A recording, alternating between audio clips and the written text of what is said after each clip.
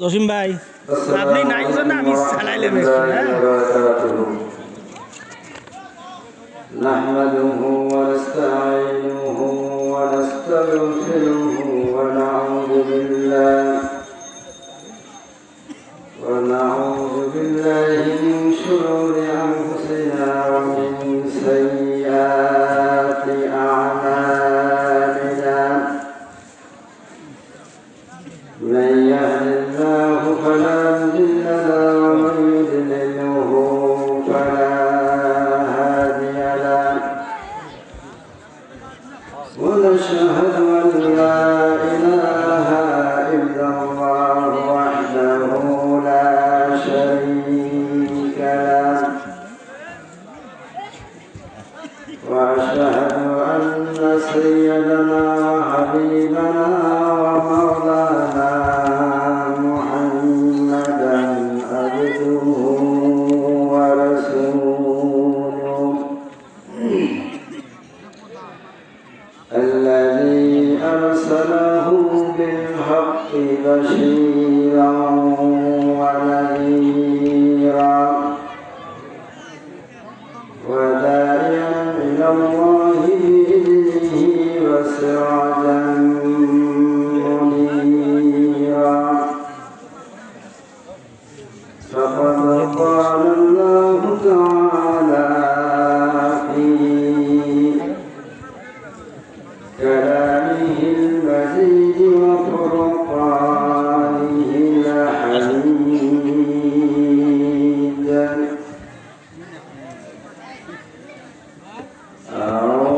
أعوذ بالله من الشيطان الرجيم بسم الله الرحمن الرحيم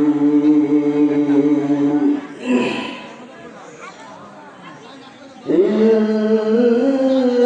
الذين آمنوا وعملوا الصالحات أولئك هم خير البرية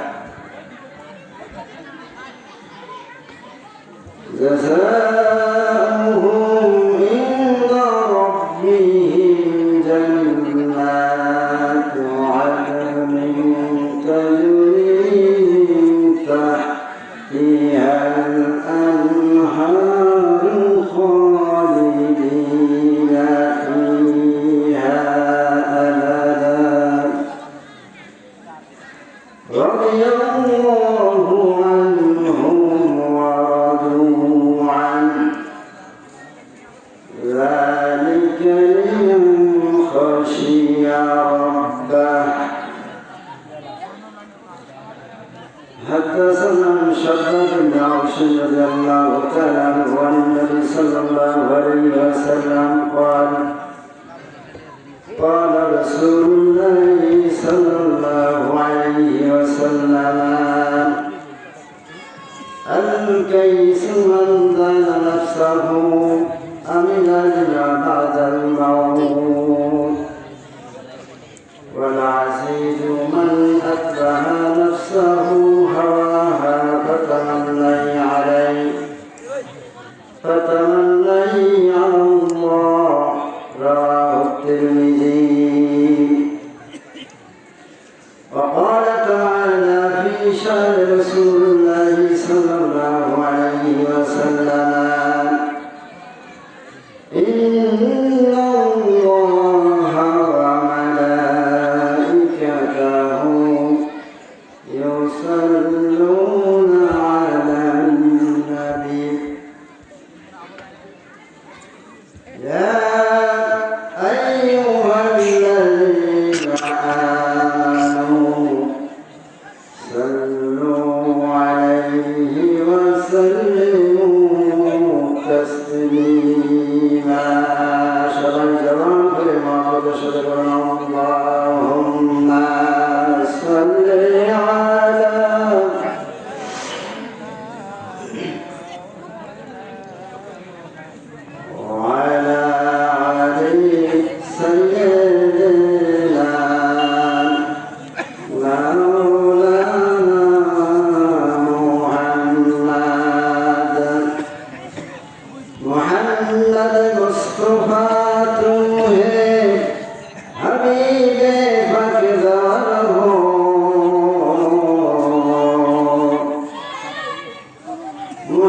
मोहम्मद मुस्तफा तुम्हें हबीबे बकदार हो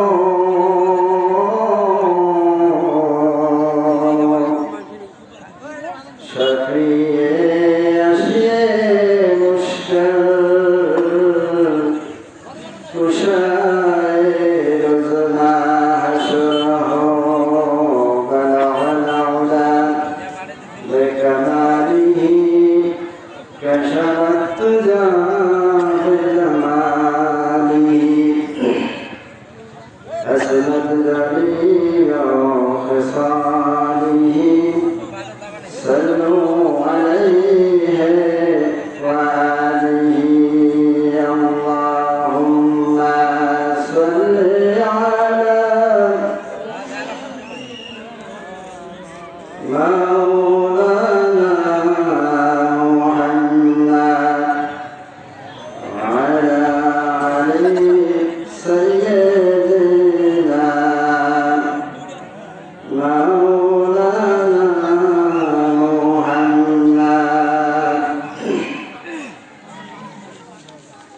मुअज़्ज़ज़ हाज़िरीन, साहिब सदर निजाई खाমার হিলফুল ফুজুর যুব সমাজের উদ্যোগে কবরবাসীদের রুহের মাগফিরাত কামনায় আজকের এই ঐতিহাসিক তাফসীরুল কোরআন মাহফিলের সম্মানিত সুযোগ্য অত্র এলাকার বিশিষ্ট আলেম দ্বীন নিজাই খামার বালিকা দাখিল মাদ্রাসার সম্মানিত সুফার মহোদয়, আজকের এই মাহফিলের প্রধান অতিথি, প্রধান আলোচক সহ আমন্ত্রিত ওলামায়ে কেরাম, আমার সামনে উপবিষ্ট বিভিন্ন দূর দূরান্ত থেকে আগত প্রিয় তাওহীদি মুসলমান ভাইরা, পর্দা অন্তরালে অবস্থানরতা সর্বগুণে গুণান্বিতা প্রিয় মা ও বোনেরা, সকলের মধ্যে রইল আমার সালাম। আসসালামু আলাইকুম ওয়া রাহমাতুল্লাহি ওয়া বারাকাতুহু। সালামের জবাবটা এত শব্দ খুবই কম হলো। আপনারা একটু জবান করে কথা বলার জন্য চেষ্টা করবেন। সর্বপ্রথম সেই মহান আল্লাহ তাআলার দরবারে প্রার্থনা করি, আজকের এই মাহফিল যারা আয়োজন করেছে, টাকা দিয়ে, অর্থ দিয়ে, কথা দিয়ে, শ্রম দিয়ে, অনেক কষ্ট করে যারা আজকে এই মাহফিলের আয়োজন করেছে, আল্লাহ রাব্বুল আলামিন তাদের সকলের জন্য এই মাহফিল করার জন্য নাজাতের ওসিলা হিসেবে কবুল করেন। সকলে বলে আল্লাহুম্মা আমিন। এবং সেই সাথে যে কবরবাসীদের রুহের মাগফিরাতের জন্য আজকে এই ঐতিহাসিক তাফসীরুল কোরআন আয়োজন করা হয়েছে, আল্লাহ রাব্বুল আলামিন আজকের এই মাহফিলকে ওসিলা করে অত্র এলাকার যত কবরবাসী রয়েছে, আল্লাহ তাআলা সকল কবরবাসীকে যেন জান্নাতের মেহমান হিসেবে কবুল করে নেন। সকলে বলে আল্লাহুম্মা আমিন।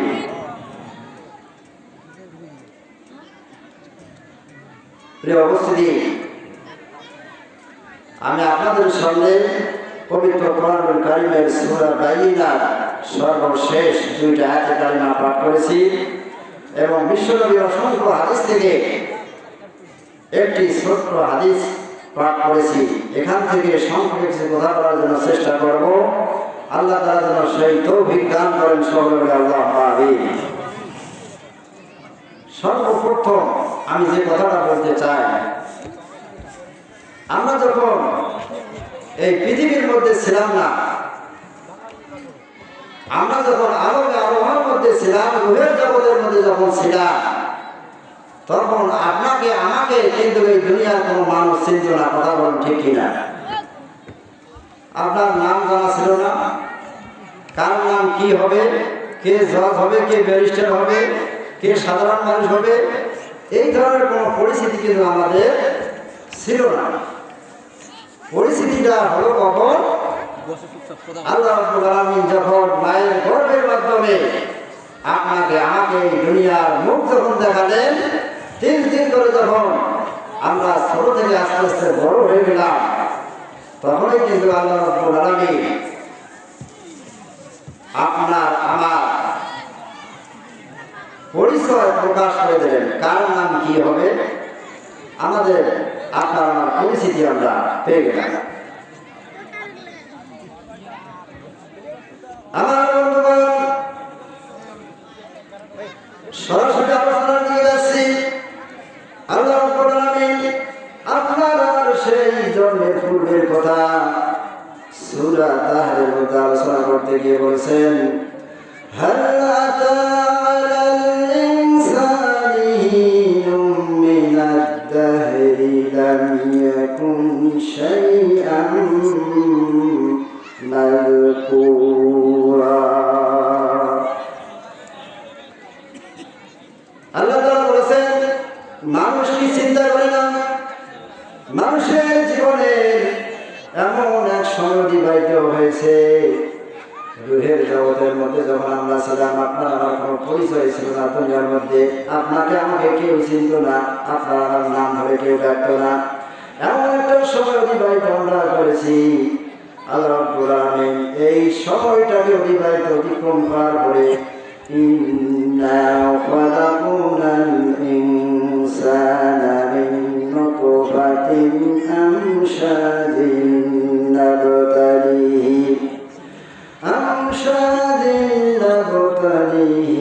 ফাজআলনাহু সামিআন বাসীরা।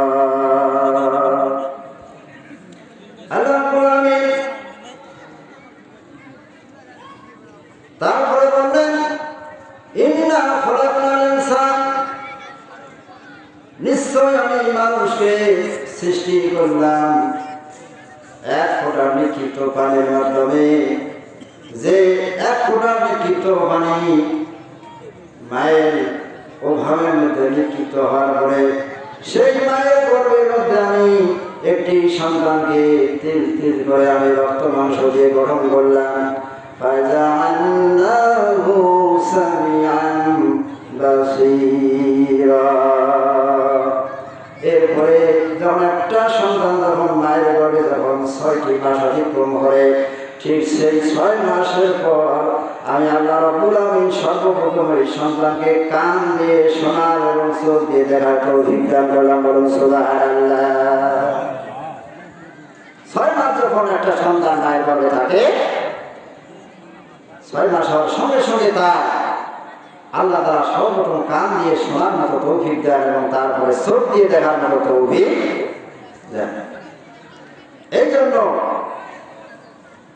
মা বোনেরা যখন গর্ভে সন্তান ধারণ করে, তাদের উচিত এই সন্তানকে গর্ভে ধারণ করে তাদের সদা সর্বদা কোরআন তেলাওয়াত এবং ভালো কাজের মাধ্যমে সময়টা অতিবাহিত করার দরকার।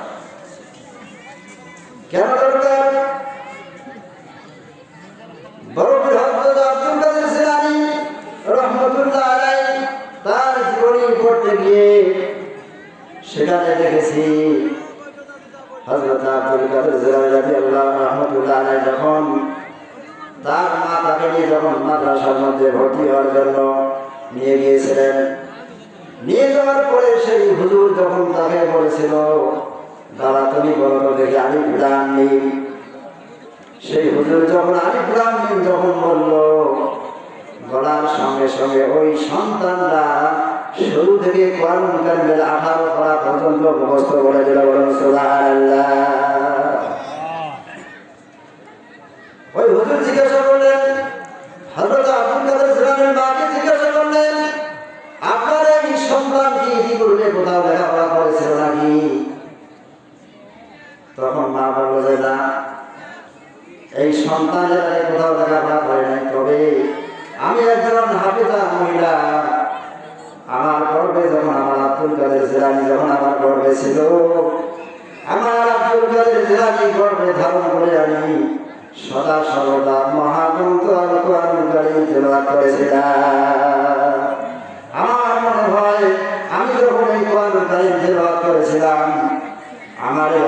কাদের জেলানি গর্বের ভিতরে শুনে শুনে কোরআন কারিমের দীর্ঘ 18 পারা মুখস্থ করেছে, বলুন সুবহানাল্লাহ। তাহলে মা বোনদের উচিত সন্তান গর্ভে ধারণ করে অবশ্যই ভালো কাজের মাধ্যমে সময়টাকে অতিবাহিত করে।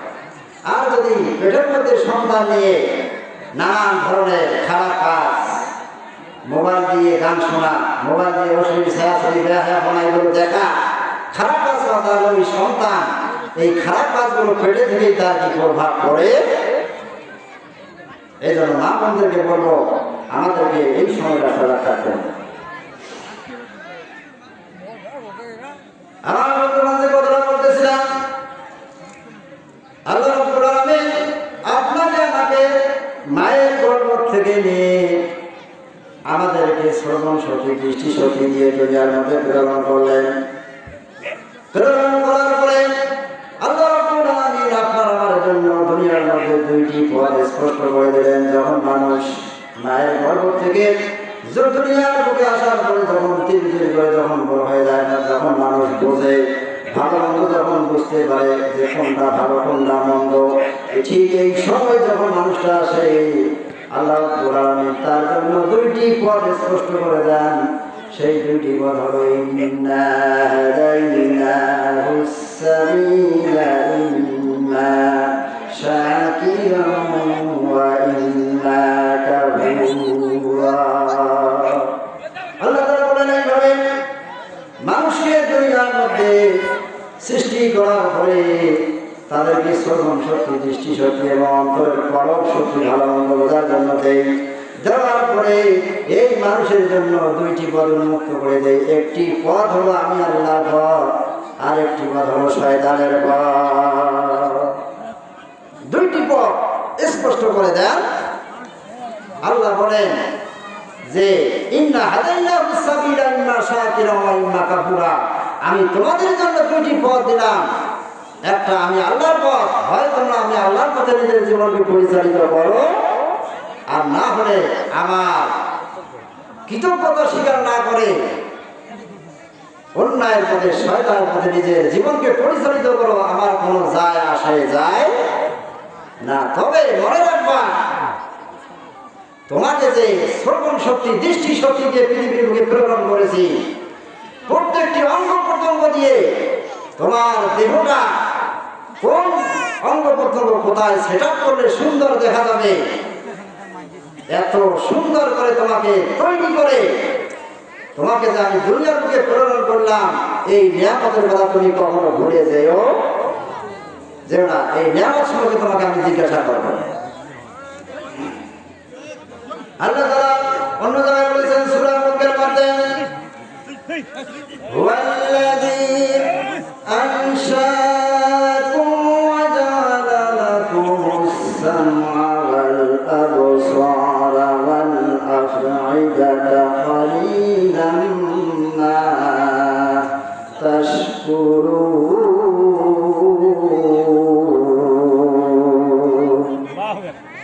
আল্লাহ তাআলা বলেছেন তিনি সেই সত্তা, যিনি মানুষকে শ্রবণ শক্তি দিয়েছেন, দৃষ্টি শক্তি দিয়েছেন এবং অন্তর দিয়েছেন ভালো মন্দ বোঝার জন্য। এই বান্দা যেন চোখ দিয়ে দেখে, কান দিয়ে ভালো কিছু শোনার পরে এই বান্দা যেন অন্তর দিয়ে ভালো এবং মন্দটাকে নির্ণয় করতে পারে। এই ভালো মন্দ নির্ণয় করার পরে বান্দা যেন সঠিক পথটাকে, আমি আল্লাহর পথটাকে যেন গ্রহণ করতে পারে এবং শয়তানের পথ থেকে যেন নিজেকে বিরত রাখতে পারে। এই জন্য আমি আল্লাহ রাব্বুল আলামিন মানুষকে ভালো মন্দ বোঝার জন্য অন্তরের মধ্যে পলক দিয়েছি, বলুন সুবহানাল্লাহ। আচ্ছা বলুন তো দেখি, আমরা এখানে যারা আছি, এমন কেউ আছি যে কোনটা ভালো কোনটা মন্দ এটা বুঝি না? কি আছি এমন কেউ? সকলে কিন্তু বুঝি।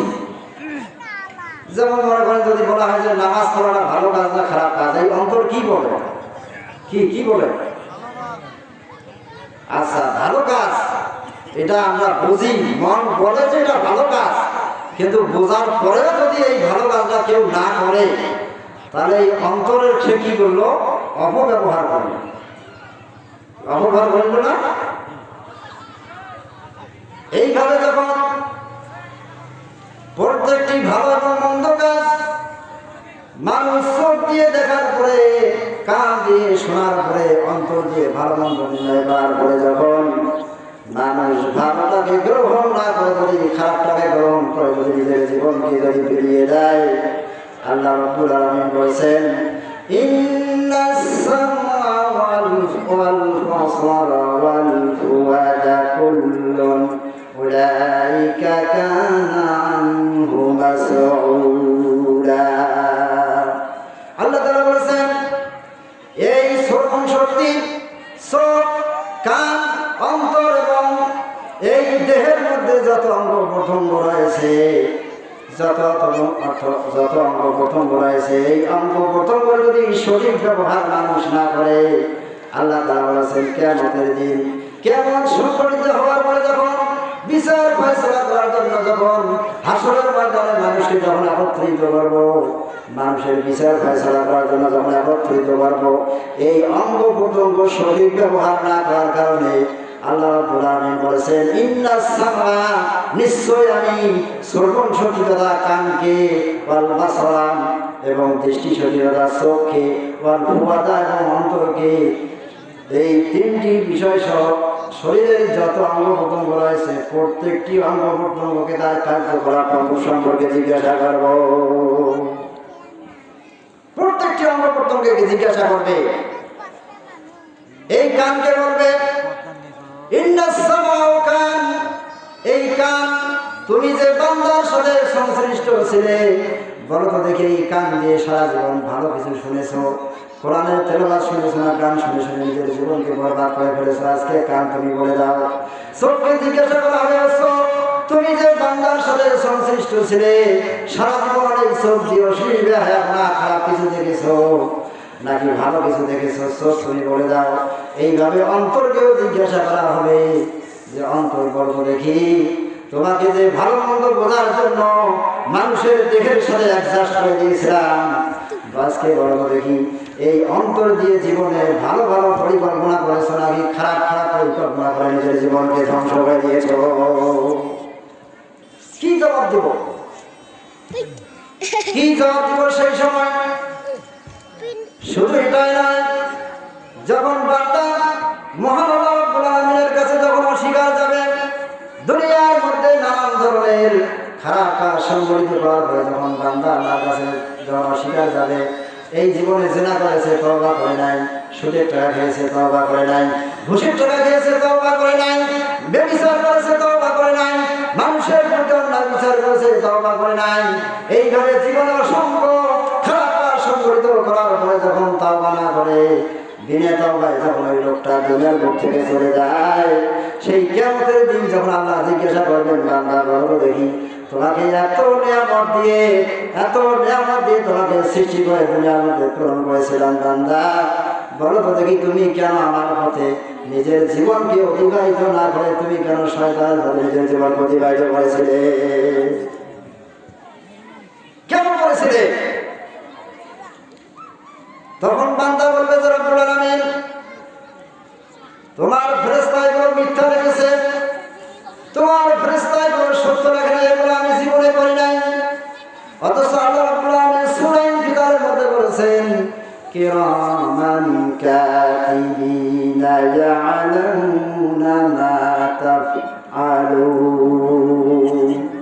আল্লাহ তাআলা বলেছেন যখন মানুষ প্রত্যেকটি কর্মকাণ্ড যখন করে, কোন মানুষটা কোথায় কত সময়ে গোপনে কিংবা প্রকাশ্যে আড়ালে কিংবা বাহিরে যে যেখানে যা কিছুই করুক না কেন আল্লাহ রাব্বুল আলামিন দুইজন ফেরেশতা প্রত্যেকটা মানুষের দুই কাজের মধ্যে দিয়েছেন।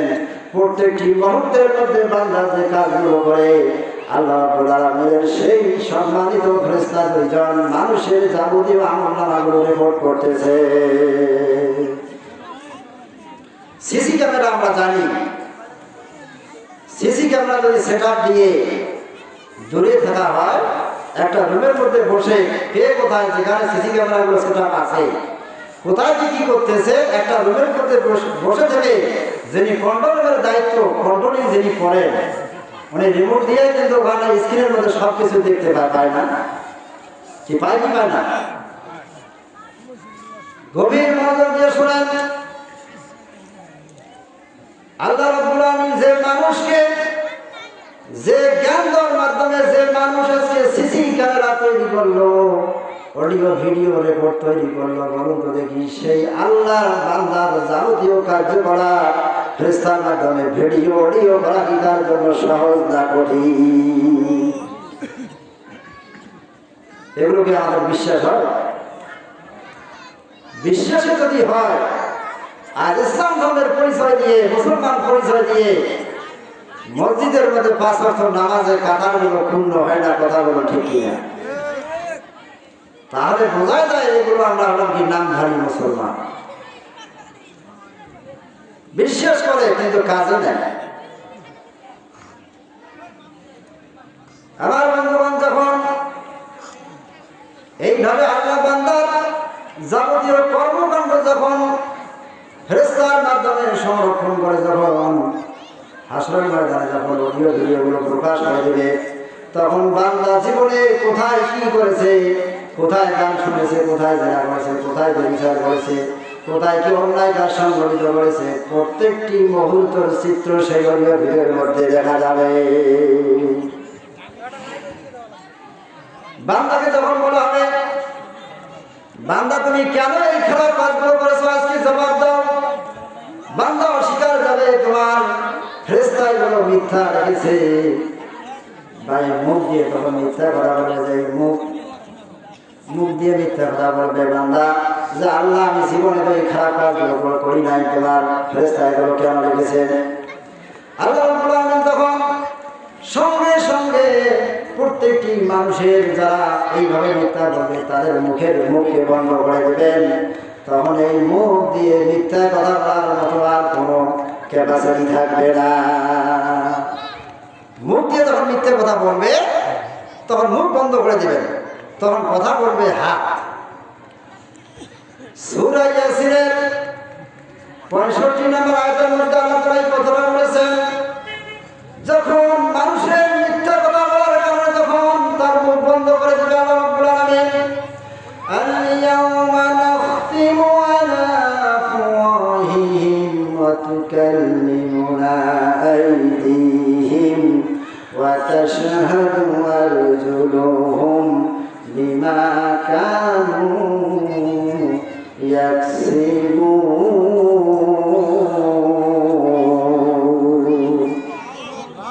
আল্লাহ তাআলা বলেছেন, যখন মানুষ এইভাবে সারা জীবন অন্যায় কাজ করার পরে যখন সে মুখ দিয়ে মিথ্যা কথা বলা শুরু করবে, আমি আল্লাহ রাব্বুল আলামিন তার মুখের মধ্যে সিল মোহর করে দেব। ওয়া তুকাল্লিমুনা আইদিহিম, তখন তাদের 2 হাত কথা বলতে থাকবে। ওয়া তাশহাদু আরজুলুহুম, এবং তার পা তার পক্ষে সাক্ষী দিতে থাকবে। ওই বান্দা জীবনে কোথায় কি করেছে সব বৃত্তান্তগুলো 2 হাত ঠাস ঠাস করে বলে দিবে। তাহলে বলুন তো দেখি, আল্লাহর সাথে কি বাটপাড়ি করার কোনো সুযোগ থাকবে? তাহলে কেন আমরা যে আল্লাহ তাআলা আপনাকে আমাকে ভালো মন্দ বোঝার জ্ঞান শক্তি দিলেন, কলম দিলেন, এটা দেওয়ার পরে ভালো মন্দ আমরা জানি বুঝি যে এটা ভালো কাজ এটা খারাপ কাজ, এটা জানার পরেও কেন আমরা ভালোটাকে গ্রহণ না করে খারাপ পথে নিজের জীবনকে বেরিয়ে দিচ্ছি? এর জন্য তা আখিরাতে আদালতে আল্লাহর কাছে জবাবদিহি করতেই হবে। শুধু এটাই না, আল্লাহ তাআলা আমাদের মধ্যে বলেছেন, সুম্মা লাতুসআলুন্না ইয়াওমাইযিন আনিন নাঈম। আল্লাহ তাআলা বলেছেন, ও বান্দারে, দুনিয়ার মধ্যে তোমাকে যত নিয়ামত দিয়ে আমি যত নিয়ামত দিয়ে তোমাকে পরিচালিত করেছি, এই নিয়ামতের কতটুকু শুকরিয়া আদায় করছো, প্রত্যেকটা নিয়ামত সম্পর্কে আমি আল্লাহ তোমাকে জিজ্ঞাসা করব। বিনা ট্যাক্সে সূর্যের আলো, এটা নিয়ামত। বিনা ট্যাক্সে রাখে চাঁদের আলো, এটাও একটা নিয়ামত। এই সুস্থ শরীর নিয়ে চলাফেরা করতেছি, নিয়ামত। আল্লাহ তাআলা যাবতীয় বলা মুসিবত থেকে হেফাজত করে আপনাকে আমাকে পরিচালিত করতেছেন, সর্বশ্রেষ্ঠ নিয়ামত।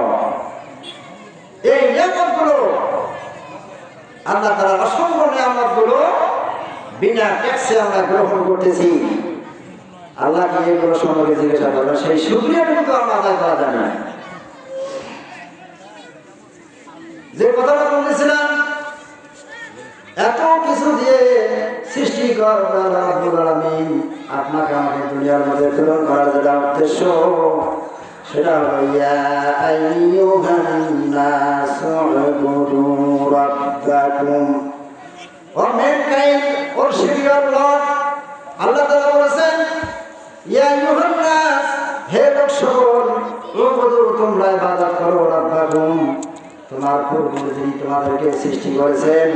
আল্লাহ তাআলা স্পষ্ট করে দিয়েছেন যে বান্দাকে চক্ষু দিয়ে, শ্রবণ শক্তি, দৃষ্টি শক্তি, অন্তর ভালো মন্দ বোঝার জন্য সব কিছু দিয়ে একটা বান্দাকে সুস্থভাবে কোথায় কোন অঙ্গ প্রত্যঙ্গ সেটা করলে সুন্দর দেখা যাবে, এইভাবে সেটা করে আমি বান্দাকে দুনিয়ার মধ্যে প্রেরণ করলাম। তার একটাই উদ্দেশ্য, বান্দা যেন আমি আল্লাহর ইবাদত করে, কথা বলুন ঠিক কিনা? তামাশা করার জন্য, শয়তানের মধ্যে নিজের জীবনকে বিলিয়ে দেওয়ার জন্য আল্লাহ তাআলা তাকে পাঠান না। তবে স্বাধীনতা দিয়েছেন যে ফামান শাআ ফালইউমিন ওয়া মান শাআ ফালইয়াকফুর। আল্লাহ তাআলা বলেছেন বান্দা আমি তোমাকে সব কিছু দিয়েছি, এখন তুমি বুঝিয়ে শুনে যদি তুমি আমি আল্লাহর পথে চলো তাহলে তো ভালো, আর যদি আমার পথে না চলে শয়তানের পথে নিজের জীবনকে বেরিয়ে দাও, তাতে আমার যায় আসে না। তবে মৃত্যুর পরে বুঝবা কত ধানে কত চাল। আল্লাহ কিছু করবে না। কত মানুষ দেখেন অন্যায় বিচার করতেছে, আল্লাহ যদি বলতো, ইচ্ছে করতো যে যারা আমার কথা মানে না, আমার বিধান মানে না, আমি সঙ্গে সঙ্গে তার রিয়াকশন নেব ফেরেশতার মাধ্যমে। ধরুন মনে করেন নামাজ 82 বারের কথা, 82 বার বলা হয়েছে নামাজের কথা কোরআনের কারিমে। আচ্ছা, যে লোকটা নামাজ পড়ে না মুসলমান পরিচয় দিয়ে, আল্লাহ যদি ফেরেশতাদেরকে বলে যে লোকটা নামাজ পড়ে না, সঙ্গে সঙ্গে তাকে ধরে নিয়ে গালের মধ্যে থাপড় মারি যাও, আল্লাহ ইচ্ছে করে এটা করতে পারতো না? কি পারতো না? কিন্তু আল্লাহ কেন করেন নাই? আল্লাহ কেন করেন নাই? এই জন্য এটা করেন নাই, এত অপরাধ করার পরে আল্লাহ তাআলা মানুষকে স্বাভাবিক জীবন চলার মতো সুযোগ করে দিয়েছেন। তার কারণ হলো আল্লাহ তাআলা সময় মতো জিজ্ঞাসা করবেন যে বান্দা ভালো মন্দ বুঝে শুনে খারাপ কাজ করা তোমার কারণটা কি ছিল। এই জন্য আল্লাহ তাআলা আক্ষেপ করে বলেছেন ইয়া আইয়ুহাল ইনসানু মা গররাকা বিরাব্বিকাল কারীম। আল্লাহ তাআলা বান্দাদেরকে আক্ষেপ করে বলেছেন, ও বান্দা, তোমাকে এত কিছু দিয়ে সৃষ্টি করলাম, তোমাকে এত সুন্দরভাবে সৃষ্টি করলাম, সৃষ্টি করার পরে তুমি আমাকে ভুলে গিয়ে, আমি আল্লাহর ইবাদত করা ভুলে গিয়ে তুমি নিজের জীবনটাকে শয়তানের পথে পরিচালিত করতেছো। কিসে তোমাকে বাধা দিল আমি আল্লাহকে স্মরণ করার থেকে? কোন বিষয়টা তোমাকে কাফের করলো? আমি আল্লাহর স্মরণ করা থেকে তুমি দূরে চলে গেলে, এটা কে পরামর্শ দেবে? এই জন্য আল্লাহ তাআলা বলেছেন মানুষকে সৃষ্টি করার পরে যে তোমরা কি করবে, আমার ইবাদত করবে। মা খালাকাতুল জিন্না ওয়াল ইনসা ইল্লা লিয়াবুদুন। আল্লাহ তাআলা বলেছেন আমি মানুষকে এবং জিনকে সৃষ্টি করেছি একমাত্র আমি আল্লাহর ইবাদতের জন্য। আবার অন্য আয়াতের মধ্যে আল্লাহ তাআলা বলেছেন লা তা'বুদুশ শাইতান ইন্নাশ শাইতানা আদুব্বুম মুবিন। দুনিয়ার সমস্ত বান্দাদেরকে বলেছেন, দুনিয়ার বান্দারা, যেহেতু আমি তোমাদেরকে সৃষ্টি করেছি, তোমাদের উচিত হলো আমি আল্লাহর ইবাদত করা। খবরদার খবরদার, লা তা'বুদুশ শাইতান, শয়তানের ইবাদত করে নিজের জীবনটাকে ধ্বংস করে দিও না। তার কারণ শয়তান হলো তোমাদের প্রকাশ্য শত্রু। অথচ আজকে যত খারাপ কাজ সংঘটিত হচ্ছে, আমাদের নামধারী ইসলাম ধর্মের পরিচয় দিয়ে মুসলমানদের দ্বারা যত খারাপ কাজ সংঘটিত হচ্ছে বলা বলেন ঠিক কিনা? তাহলে বলুন আমরা কবরে গিয়ে কি করব? এই জন্য আল্লাহ তাআলা বলেছেন ইউসাফিদুল্লাহু আল্লাযিনা আমানু বিল কওলিস সাবিত মিন হায়াতিদ দুনিয়া ওয়া ফিল আখিরাহ। আল্লাহ তাআলা বলেছেন যে মানুষটা দুনিয়ার জীবনে আমার পথে নিজের জীবনকে পরিচালিত করবে, ওই লোকটাকে মৃত্যুর সময় আমি তাদের শান্তিতে মৃত্যুটা দিয়ে দিব এবং মৃত্যুর পরে আখিরাতের মধ্যে সে শান্তিতে থাকবে। বলুন সুবহানাল্লাহ। যারা সারা জীবন ভালো ভালো কাজের মাধ্যমে নিজের জীবনটাকে অতিবাহিত করে, এই লোকটার মৃত্যুর সময় তার মৃত্যুটা খুব সহজে আল্লাহ তাআলা করেন। বলুন সুবহানাল্লাহ। তাহলে ভালো কাজ করতে করতে যদি আমার মৃত্যু হয়, তাহলে মৃত্যুটা সহজে হলো, ইহকালেও শান্তি, মৃত্যুর পরেও বিল আখিরাহ। আল্লাহ বলেছেন মৃত্যুর পরেও বান্দা শান্তিতে থাকে। বলুন সুবহানাল্লাহ। আমরা পৃথিবীতে কেউ থাকবো না। কি কেউ থাকবো? কেউ থাকবো না। পৃথিবীতে কেউ স্থায়ী হয় না,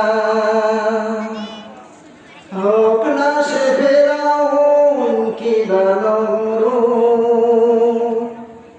কেউ হবে চিরকাল রয় না, কেউ হবে চিরকাল রয় না। চলে যায় সব ছেড়ে যেতে হয়,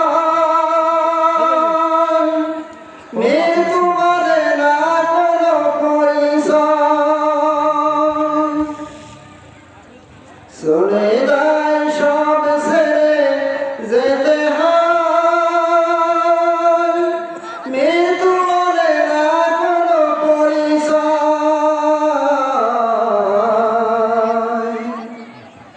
সব রাজা মহারাজা আর মহাবীর, সব রাজা মহারাজা আর মহাবীর, কাউকে সে অবকাশ দেয় না। পৃথিবীতে কেউ স্থায়ী হয় না। ফেরাউন শেষ তো ছিল না, মৃত্যু তাকেও ছেড়ে দিল না।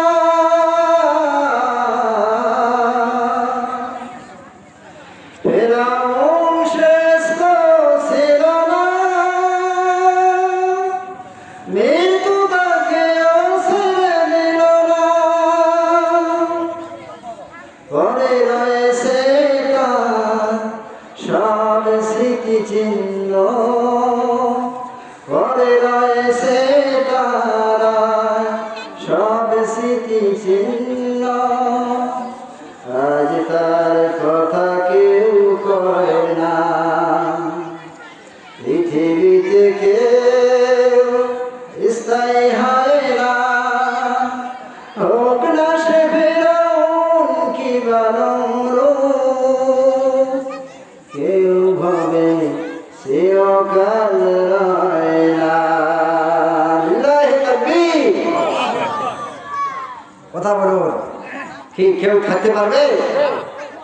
ফেরাউন নমরুদের মতো মহাশক্তিধর লোক, ওরা যদি সুযোগ পেত অর্থের বিনিময়ে, টাকার বিনিময়ে মৃত্যুর কাছ থেকে, মৃত্যু থেকে নিজেকে বাঁচিয়ে রাখার, তাহলে সে চেষ্টাও কিন্তু সে করতো। কথা বলা ঠিক কিনা? কেউ, ওরা তো ছিল সেই ক্ষমতাধর, আর আমরা হলাম সাধারণ মানুষ। তার স্পষ্ট আমরা কেউ পৃথিবীর বুকে থাকবো।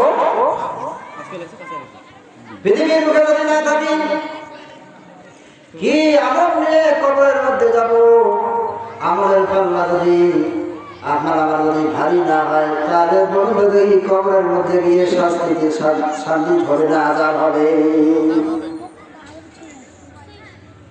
আমলের পাল্লা ভারী করতে হবে,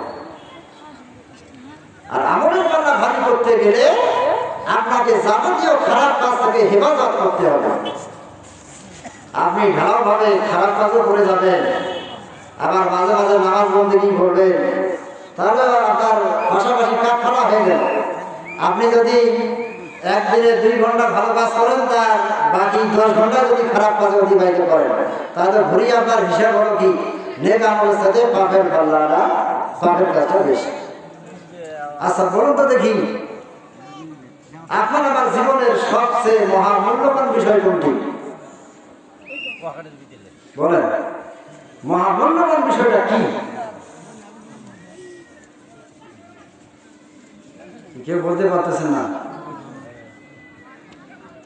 মহামূল্যবান যেটা বিষয় সেটা হলো সময়। এই সময় যেটা অতিবাহিত হয়ে গেছে আপনার আমার জীবনে, হাজারো চেষ্টা করলে সেই সময়টা আমরা সামনে নিয়ে আসতে পারবো। Time and time wait for none, সময় কারোর জন্য অপেক্ষা করে না। আর ওয়াক্তুল্লাহ ইয়ান্তাজিরু হাদিন, সময় কারোর জন্য অপেক্ষা করে না, সময় সময়ের গতিতে চলছে। আপনার আমার জন্য সময়টা যাচ্ছে, আর তত তাড়াতাড়ি কবর আপনার আমার সামনে হা করে আছে। যে কোনো মুহূর্তে আজরাইল সালাম আপনাকে আমাকে গ্রাস করে সেই কবরের মধ্যে, কবরের রাস্তা পর্যন্ত পৌঁছে দেওয়ার কি ব্যবস্থা করে দেবে? কথা বলো ঠিক কিনা? তাহলে বলুন তো দেখি, ভালো কাজের দরকার আছে না নাই? ভালো কাজের যদি দরকার হয়, আপনাকে আমাকে যাবতীয় খারাপ কাজ থেকে নিজেকে হেফাজত করতে হবে এবং বেশি বেশি দেখি নেক আমল করতে হবে। এই জন্য আল্লাহ তাআলা বলেছেন, ইন্নাল্লাযীনা আমানু ওয়া আমিলুস সালিহাতি উলাইকা হুম খায়রুল বারিয়াহ। আল্লাহ তাআলা বলেছেন, দুনিয়ার মধ্যে যত মানুষ রয়েছে, বিভিন্ন শ্রেণীর বিভিন্ন পেশার মানুষ রয়েছে, এই মানুষগুলোর মধ্যে সর্বশ্রেষ্ঠ মানুষ হলো ওই মানুষটা, সর্বশ্রেষ্ঠ দল হলো ওই দলটা, যে মানুষটা এবং যে দলটা ঈমান আনার সাথে সাথে সদা সর্বদা ভালো কাজ করে, নেক আমল করে, এই লোকটাই হলো দুনিয়ার মধ্যে সর্বশ্রেষ্ঠ। বলুন সুবহানাল্লাহ।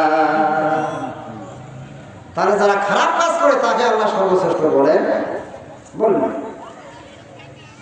তাহলে এই ভালো কাজ যখন করবেন, ভালো কাজ করার মাধ্যমে যখন বান্দা আল্লাহর কাছে সর্বশ্রেষ্ঠ যখন পরিচিতি লাভ করবে, সর্বশ্রেষ্ঠ হিসেবে যখন আল্লাহ তাআলার কাছে যখন সাব্যস্ত হবে, আল্লাহ তাআলা বলেছেন তাদের জন্য প্রতিদান হলো জাযাউহুম ইনদা রাব্বিহিম জান্নাতু আদনিন তাজরি মিন তাহতিহাল আনহারু খালিদিনা ফিহা আবাদা। আল্লাহ তাআলা বলেছেন ওই বান্দাদের জন্য, ওই বান্দা আমার কাছে দুনিয়ার মধ্যে সর্বশ্রেষ্ঠ হওয়ার কারণে, নেক আমলদার হওয়ার কারণে তার প্রতিদান হলো তার জন্য রয়েছে জান্নাত। এমন জান্নাত, যে জান্নাতের তলদেশ যে নদী সমূহ প্রবাহিত হবে, দুধের নদী, শরাবের নদী, মিষ্টি পানির নদী, এই ধরনের নদী ওই জান্নাতের তলদেশ থেকে প্রবাহিত হতে থাকবে। আর ওই বান্দা জান্নাত থেকে এই সমস্ত নদীর পানি এবং দুধের নহর থেকে দুধ, মিষ্টি পানির নহর থেকে মিষ্টি পানি তারা পান করতেই থাকবে, আবার সে কখনোই জান্নাত থেকে বাইরে হবে না। তাহলে বলবো দেখি, এই চির শান্তির জায়গা জান্নাত কি আপনার আমার জন্য যাওয়ার দরকার আছে না নাই? তাহলে শুধু যদি আশাই করি, যদি জান্নাত যাওয়ার আশা করে ভালো কাজ করা থেকে বিরত থাকি, তাহলে কি সেটা জান্নাত যাওয়া সম্ভব হবে? নেক আমল ছাড়া কোনোভাবেই জান্নাত যাওয়া যাবে? দেখুন, যেখানে ঈমানের কথা বলা হয়েছে, পাশাপাশি সৎ কাজের কথা বলা হয়েছে। আর আপনাকে আমাকে মনে করতে হবে, আল্লাহ তাআলা আপনাকে আমাকে জীবন এবং মৃত্যু দিয়েছেন। এই জীবন এবং মৃত্যুর মধ্যবর্তী যে সময়টা, এই সময়টা আল্লাহ তাআলা মানুষকে নেক আমলের প্রতিযোগিতা করার জন্য প্রেরণ করেছেন, যে তোমরা নেক কাজের প্রতিযোগিতা করো, আমি দেখবো যে তোমরা সর্বশ্রেষ্ঠ কর্মে কে উত্তম, কে বেশি সবচেয়ে ভালো কাজ করেছো তাদেরকে আমি ধরে ধরে জান্নাতে পৌঁছে দেবো বলুন সুবহানাল্লাহ। আল্লাহ তাআলা বলেছেন আল্লাযী খালাকাল মাউতা ওয়াল হায়াতা লিয়াবলুয়াকুম আইয়ুকুম আহসানু আমালা। বান্দারে তোমাকে জীবন দিয়েছি, মৃত্যু দিয়েছি, এটা যে মধ্যবর্তী সময়, জীবন পাওয়ার পরে মৃত্যুর আগ পর্যন্ত যে মধ্যবর্তী সময়টা রয়েছে, এই সময়টা তোমাকে পরীক্ষা করার জন্য ছেড়ে দিয়েছি যে বান্দারে তোমাদের মধ্যে কে সবচেয়ে বেশি আমল বেশি ভালো কাজ করে। আর আমরা এখন খারাপ কাজের প্রতিযোগিতা শুরু করছি। এদিকে নামধারী মুসলমান, আর এই মুসলমানের মাধ্যমে যাবতীয় খারাপ কাজ সংঘটিত হচ্ছে। আমার বন্ধুগণ,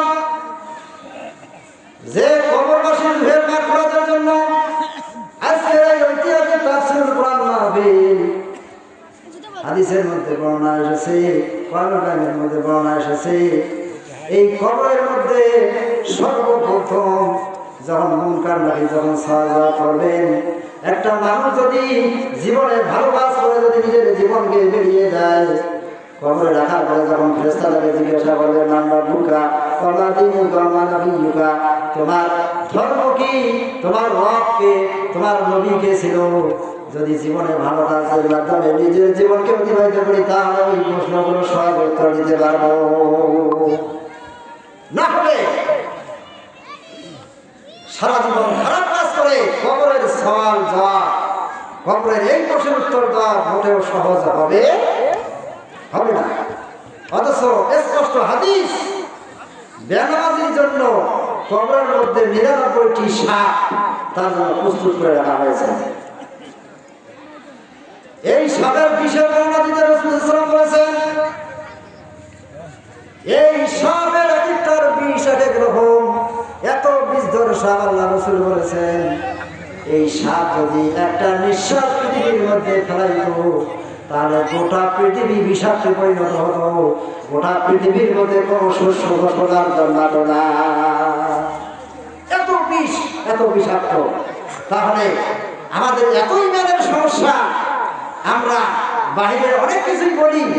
আচ্ছা, যে লোকটা আজকে শুনলো যে বেনামাজির জন্য কবরে 99টা সাপ দংশন করার জন্য প্রস্তুত, এইটা শোনার পরে যে লোকটা নামাজ পড়বে না, এই লোকটা কি আখিরাতে বিশ্বাস করে? কি বলেন? করে।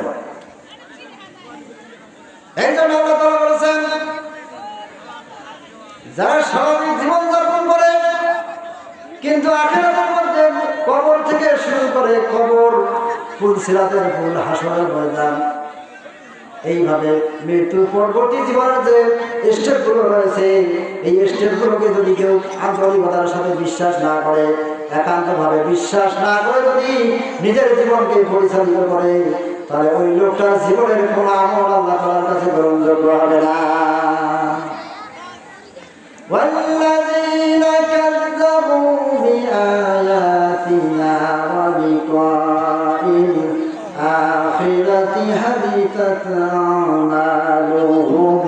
আল্লাহ তাআলা বলেছেন, যারা আমার নিদর্শনকে অস্বীকার করবে, আমার আখিরাতের বিষয়গুলোকে অস্বীকার করবে, পরকালীন জীবনকে অস্বীকার করবে এবং এইভাবে নিজের জীবনকে পরিচালিত করবে, হাবিতাত আমালুহুম, আমি আল্লাহ রাব্বুল আলামিন তার জীবনের সমস্ত আমলগুলোকে বরবাদ করে দেব, ধ্বংস করে দেব। নাউযুবিল্লাহ। তাহলে আখিরাতকে পূর্ণ বিশ্বাস না করে আমাদের কাজ করি কোনো লাভ হবে? পূর্ণাঙ্গ বিশ্বাস করতে হবে। তাহলে আমরা যদি এভাবে মৃত্যুর পরে কবরে আযাব হবে বিশ্বাস করি, পুলসিরাতের পুল পার হতে হবে বিশ্বাস করি, কবরে সওয়াল জবাব হবে বিশ্বাস করি, তারপরে হাসরের ময়দানে আল্লাহ তাআলা বিচার ফয়সালা করবেন এটাও বিশ্বাস করি, এগুলো বিশ্বাস করার পরে যদি সে অনুযায়ী আমরা আমল না করি, তাহলে ওই লোকটায় কোনোদিন ইমানদার বলা যাবে।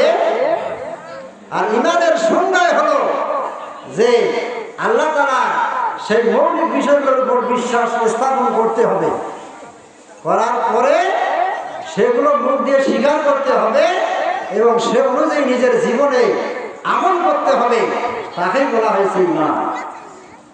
আর আমরা সব কিছু বিশ্বাস করি, কাজে কর্মে কোনো নাই।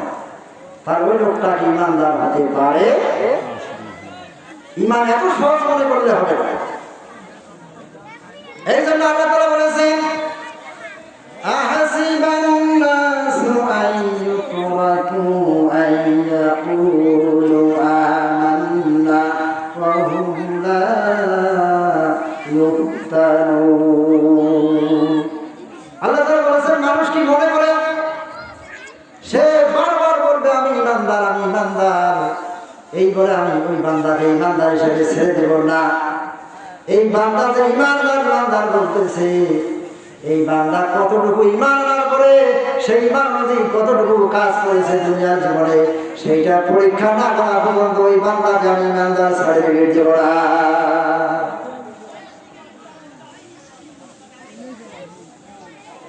আমার বন্ধুগণ, তার এমনি মুখ দিয়ে 100 বার ঈমানদার আমি, ঈমানদার আমি, আমি ঈমান আনছি এই কথা বললে হবে না, যতক্ষণ না পর্যন্ত আপনি আমি ঈমান আনার সাথে সাথে এই ঈমান অনুযায়ী কতটুকু কাজ করেছি এটা আল্লাহ কিন্তু পরীক্ষা করে দেখবেন।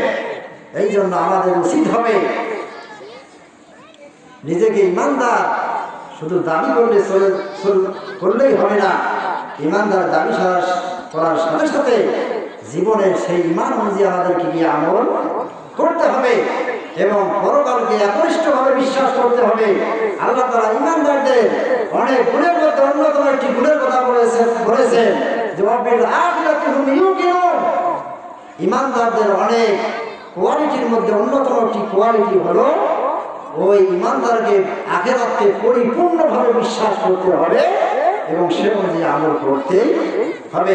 তাহলে আল্লাহ তাআলা উলাইকা আলা হুদাম মির রাব্বিহিম ওয়া উলাইকা হুমুল মুফলিহুন, এভাবে যদি নিজের জীবনকে পরিচালিত করে এই লোকটাই হেদায়েতের পথে থাকবে এবং এই লোকটাই মৃত্যুর পরে সফলতা অর্জন করবে। বলুন সুবহানাল্লাহ। তা প্রিয় উপস্থিতি, আজকে আমি প্রায় 1 ঘন্টার মতো আলোচনা করলাম। এই আলোচনা করতে গিয়ে যদি কোনো ভুল ত্রুটি হয়ে থাকে আল্লাহর রাস্তায় ক্ষমা করে দিবেন এবং আমার জন্য দোয়া করবেন। এই কোরআন হাদিস যেন আরো বেশি বেশি অধ্যয়ন করে কোরআন এবং হাদিসের কথাগুলো যেন মানুষের সামনে উপস্থাপন করতে পারি। এই উপস্থিতি, যেহেতু একটা হাদিস পাঠ করেছি, হাদিসের অনুবাদটা বলে আমি শেষ করেছি। আল্লাহ রাসূল সাল্লাল্লাহু আলাইহি ওয়াসাল্লাম বলেছেন, আল কাইয়িসু মান দানা নাফসাহু, সবচেয়ে বুদ্ধিমান হলো ওই ব্যক্তি আমিলা লিমা বাদাল মাউত, যে লোকটা দুনিয়ার মধ্যে বেঁচে থাকা অবস্থায় আখিরাতে বাঁচার জন্য সে ভালো কাজ করে, সেই লোকটাই হলো সবচেয়ে বুদ্ধিমান। আর ওয়াল আজিজু মান নাফসাহু হাওয়াহা তামান্নাই আলাল্লাহ, আর সবচেয়ে বোকা হলো সেই লোকটা যে লোকটা দুনিয়ার জীবনে বেঁচে থাকা অবস্থায় এই নফসকে নিয়ন্ত্রণ না করে, নফস যেভাবে চলতে বলে খারাপ কাজের দিকে সেভাবে চলে, নিজের জীবনটাকে পাপ কাজ করতে করতে নিজের জীবনটাকে ধ্বংস করে দেয়, এই লোকটা হলো সবচেয়ে নির্ভুল এবং বোকা।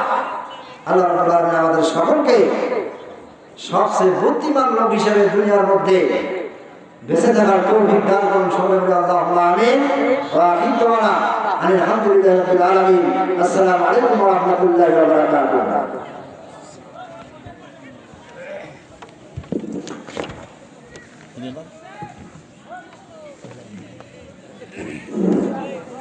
অল্প সময়ের মধ্যে আমাদের যে বক্তা মৌলানা মিজানুর সাহেব বক্তব্য দিল, সুন্দর বক্তব্য এবং চমৎকার বক্তব্য, এই বক্তব্যগুলো দিয়ে আপনারা যে আমল করতে পারেন আপনাদের জন্য মঙ্গল। যাহা এবারে আমাদের সামনে অল্প সময়ের মধ্যে বক্তব্য দেবে মৌলানা না, ওই যে রসিমক লোক নিয়ে আসছে বলে মৌলানা হাবিবুর রহমান উপস্থাপনা করবেন এবং সুন্দর বক্তব্য রাখবেন। আপনার শুনবেন প্রধান অতিথি নাই। আসেনি হ্যাঁ বিসমিল্লাহির রহমানির রহিম। আমরা এতক্ষণ আমাদের তৃতীয় আলোচক হযরত মাওলানা নূর সিদ্দিকী সাহেবের কাছ থেকে অত্যন্ত সুন্দর আলোচনা শুনছিলাম। আল্লাহ যেন আমাদের সবাইকে তার যে আলোচনা করেছেন সেভাবে আমাদের জীবনযাপন করতে পারি, সেই তৌফিক দান করেন সকলে বলে আল্লাহুম্মা আমিন। তো নিজাম কামাল হিলফুল ফুজুল যুবকদের উদ্যোগে আজকের এই তাফসীরুল কোরআন মাহফিলের এই পর্যায়ে পবিত্র কোরআন থেকে তেলাওয়াত করবে আমাদের ছোট বন্ধু আহসান হাবিব তুহিন। এবারে পবিত্র কোরআন থেকে তেলাওয়াত করবে আহসান হাবিব তুহিন। সে নুরানি শেষ করেছে, এখন হিফজ শুরু করবে। السلام عليكم ورحمة الله وبركاته. سورة الضحى مكية. بسم الله الرحمن الرحيم. والضحى والليل إذا سجى ما ودعك ربك وما قلى وللآخرة خير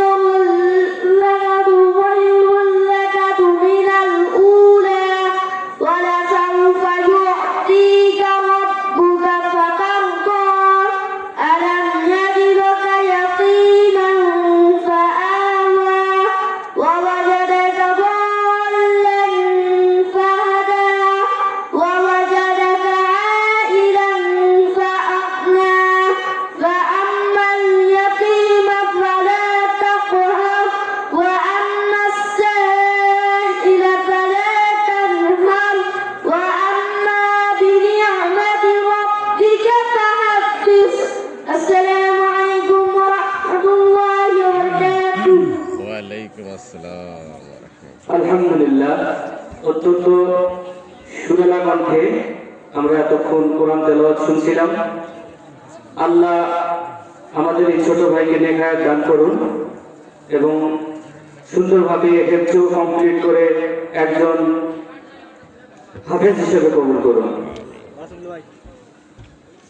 নিজেই খাবার হিলফুল ফুজুল